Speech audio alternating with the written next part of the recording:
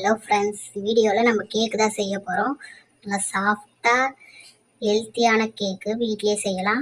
10 நிமிஷத்தில் செஞ்சிடலாம். இது எப்படி செய்யலாம் பார்க்கலாம் வாங்க. ஒரு பேஷன் எடுத்துக்கிட்டு 5 ஸ்பூன் தயிர் போட்டுக்கலாம். நல்லா புளிக்காத தயிர். தயிருக்கு பதில் நீங்கள் முட்டை கூட சேர்த்துக்கலாம். 5 ஸ்பூன் போட்டு ஸ்வீட்னஸ்க்கு நாட்டு சக்கரை எடுத்துருக்கேன். நாட்டு சக்கரை பதில் வெல்லம், ஒயிட் சுகர் எது வேணால் போட்டுக்கலாம். உங்களுக்கு எது தேவையோ அதை போட்டுக்கலாம். போட்டு நல்லா மிக்ஸ் பண்ணிக்கலாம்.